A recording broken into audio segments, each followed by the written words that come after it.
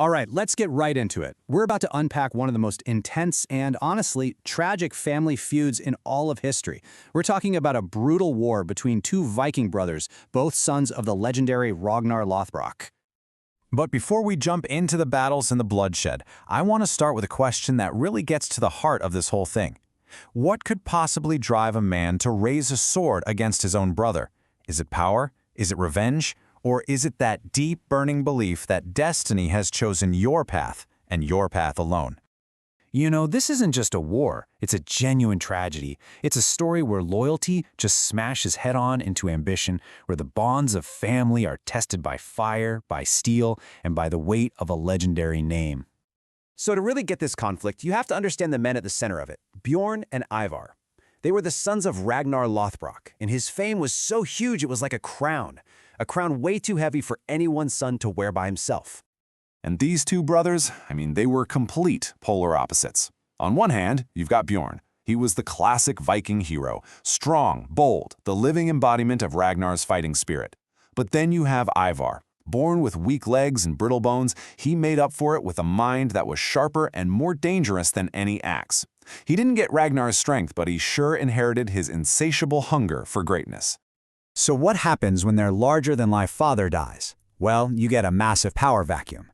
Suddenly, the question of who's going to carry on Ragnar's legacy doesn't just divide a kingdom, it rips a family apart and sets these two brothers on an unavoidable collision course. Bjorn's ambition was all about looking outward. He saw the future of the Viking people in exploration, pushing boundaries, sailing to new lands, and making their name known across the entire world. It was all about growth and adventure. Ivar, on the other hand, looked inward.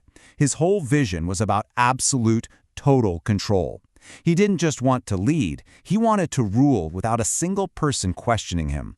For Ivar, compromise was just another word for defeat. And really, think about it. You just can't have both. You can't explore the world with total freedom while also ruling your people with an iron fist. These two ways of thinking were destined to clash. A fight was absolutely inevitable. And, of course, that rivalry explodes into all-out war. But this wasn't just a squabble over land or some title. No, this was a battle for the very soul of the Viking people. Were they going to be led by a man they honored or by a man they feared?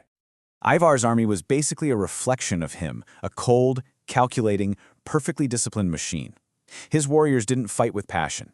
They fought because of his brilliant strategies, and they were driven by a deep, powerful fear of their ruthless leader.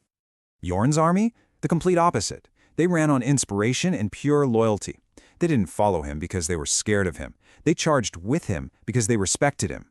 This was an army with heart, an army where every man was willing to die for the king, fighting right beside them. Just take a second and try to imagine that.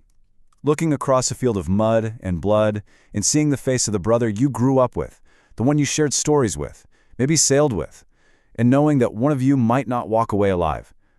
The human cost of this war? It's just staggering to think about. When you boil it all down, this war was really about two clashing ideas of leadership. Two totally different definitions of what it even means to be great. Is greatness earned through honor, or is it seized through fear? It really comes down to this one simple difference. Ivar believed a king must stand above his people, untouchable, ruling through pure authority. But Bjorn, he believed a true king stands with his people, leading them through shared struggle. That single difference explains everything about their war.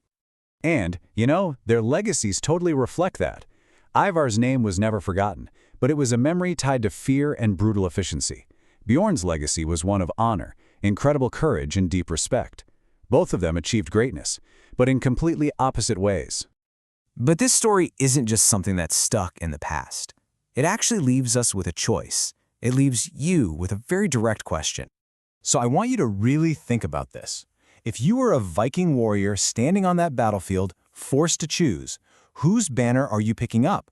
Are you following the unbreakable champion, Bjorn, or the ruthless strategic genius, Ivar? Because let's be real, this choice isn't just some ancient problem. It's a question we still ask ourselves today, isn't it?